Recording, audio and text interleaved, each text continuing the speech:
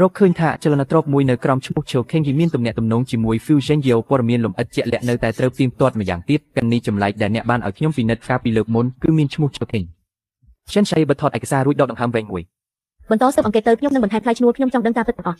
បន្ទាប់ពីលោក Chen ចាស់ទៅ Shenshai សម្រាប់ចិត្តទៅមើលកូនប្រុសដែលគេនិយាយនេះដោយផ្ទាល់សាលាធំសិក្សាពិសោធន៍ជីក្រុងគឺជាសាលារដ្ឋធម្មតាមួយ Shenshai បានធ្វើការស៊ើបអង្កេតក្រោមឈ្មោះជាឪពុកម្ដាយទេសិស្សខ្ញុំចង់ដឹងព័ត៌មានខ្លះអំពីសិស្សម្នាក់ឈ្មោះ Shen Chenyo នាយកនៃកិច្ចការសិក្សាបានបើកឯកសារអូ Shen Chenyo ក្មេងនេះរៀនពូកែគ្រាន់តែមានចរិតរៀងអៀនបន្តិចតែគាត់ក៏ជាក្មេងគួរឲ្យអាណិតដែរម្ដាយរបស់គាត់បានស្លាប់ហើយពីមុនគឺយាយរបស់គាត់ជាអ្នកមើលថែទើបតែថ្មីនេះទេដែលឪពុករបស់គាត់មកទទួលបញ្ជូនដោយបានព័ត៌មានសំខាន់ Shenshai បានសួរដេញដល់ភ្លាមចុះយាយរបស់ក្មេងនោះឥឡូវនេះរស់នៅណានាយកការបានចំអោទៅសហគមន៍លំនៅឋានមួយនៅឆ្ងាយគាត់រស់នៅទីនោះហាក់ដូចជាគេហៅថាសួនការអគារលេខ7ផ្ទះលេខ302ហាក់ដូចជា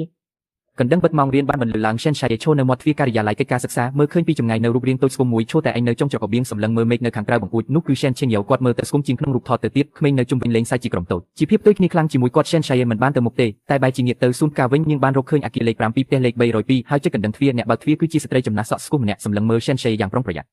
អ្នកជា Shenshai ញឹមដាក់យាយខ្ញុំ Shenshai មកទីនេះគឺចង់ស្វែងយល់ពីស្ថានភាពរបស់ Chenyo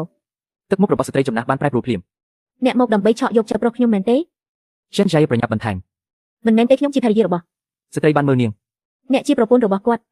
ស្ត្រីចំណាស់នៅស្ងៀមអស់រយៈពេលជាយូរប៉ុន្តែនៅតែបានបើកទ្វារផ្ទះត្រូវបានសម្អាតយ៉ាងស្អាតនៅលើតុតែមានដាក់រូបថតមួយសន្លឹកដែលឈូខេងកំពុងអប Shenshai ញឹមយ៉ាងរីករាយស្ត្រីចំណាស់បានចាក់ទឹកមួយកែវឲ្យនាង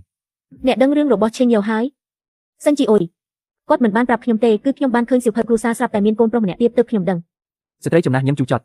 ហេងជាក្មេងល្អម្នាក់គាត់ម្នាក់ឯងខិតខំចិញ្ចឹមកូនរហូតដល់ធំប៉ុន្តែមិនដែលបានទារលុយមួយកាក់ពីគាត់ទេការសម្រេចចិត្តមានកូននេះគឺជាការសម្រេចចិត្តរបស់នាងខ្លួនឯងកន្លះឆ្នាំមុនពេលថេងមានរឿង Fusion Yeo ស្រាប់តែចង់ទទួលស្គាល់ Chenyo